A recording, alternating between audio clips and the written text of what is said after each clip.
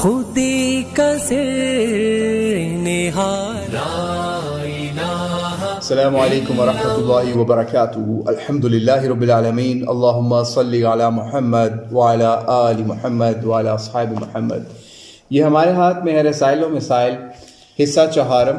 مولانا مودودی رحمہ اللہ سے جو سوالات ہوتے تھے اس کے جوابات جو آپ لکھتے تھے وہ اس کے اوپر یہ کتاب ہے. تو آئیے اس کا ایک اہم سوال جو کہ ایک شخص نے مولانا مودودی رحمۃ اللہ علیہ سے پوچھا. اس شخص نے پوچھا کہ بعض لوگوں کا خیال ہے کہ آپ ہمیشہ ہر مسئلے کا گول مول جواب دیتے ہیں اور اگر مزید وضاحت چاہی جائے تو آپ بگڑ جاتے ہیں یا پھر جواب سے بے بس ہو کر انکار کر دیتے ہیں. اللہ کا شکر ہے کہ میں ہنوز ایسے انسانوں کا ہم خیال نہیں ہوں، کیونکہ جہاں تک میں جانتا ہوں آپ ہمیشہ مسئلے کو دو ٹوک اور وضاحت سے سمجھاتے ہیں. خدا کرے کہ میرا یہ حسن زن ہمیشہ قائم رہے. گزارشات بالا کا لحاظ رکھتے ہوئے مندرجہ ذیل سوالات کے جوابات دیجیے. 3 سوالات ہیں آگے. نمبر 1، کوئی تارک الدنیا بزرگ ولی ہو سکتا ہے یا نہیں؟ دوسرا سوال، حضرت رابعہ بصری نے کیوں سنت نکاح کو ترک کیا تھا؟ تیسرا سوال، حضرت خواجہ نظام الدین اولیاء محبوب الہی کے متعلق کہا جاتا ہے کہ انہوں نے اپنے پیر و مرشد حضرت خواجہ سید بابا فرید الدین گنج شکر کے ایک باطنی اشارے پر تا عمر شادی نہ کی تھی.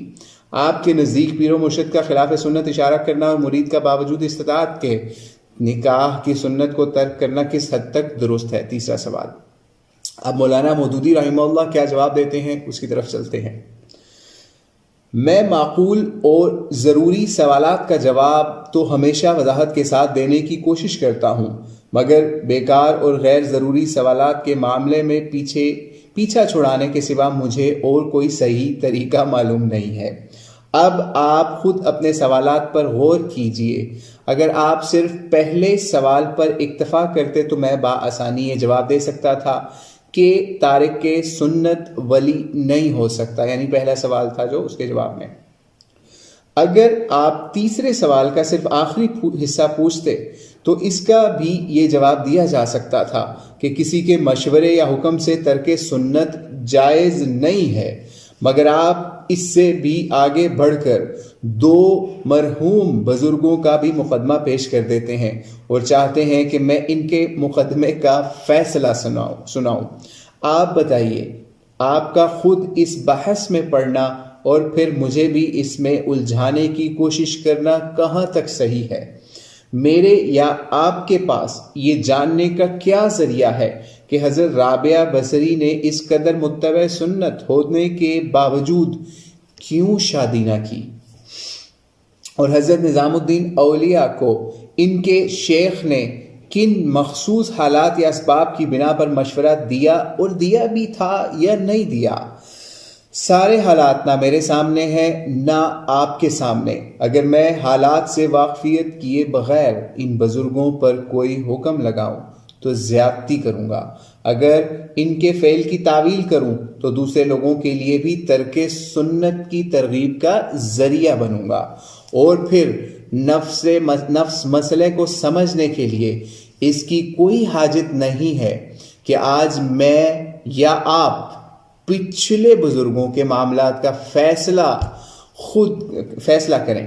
آپ خود مجھے بتائیے کہ اس طرح کے سوالات سے اگر میں پیچھا چھڑانے کی کوشش نہ کروں تو اور کیا کروں؟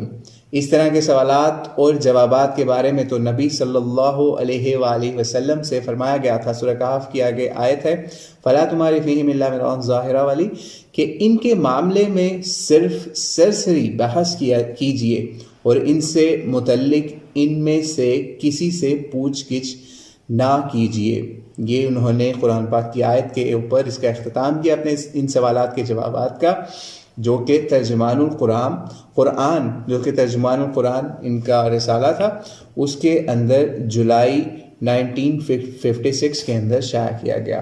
تو اللہ سے دعا ہے اللہ ان بزرگوں پر اپنی رحمتیں فرمائے جو اس طرح کے عجیب سوالات کے بھی جوابات اس طریقے سے دیتے تھے کہ لوگوں کی اصلاح بھی ہو اور ان تک کچھ علم بھی پہنچے. تو تو اللہ سے دعا ہے کہ اللہ ہمیں عمل کرنے والا بنائے۔ السلام علیکم ورحمۃ اللہ وبرکاتہ۔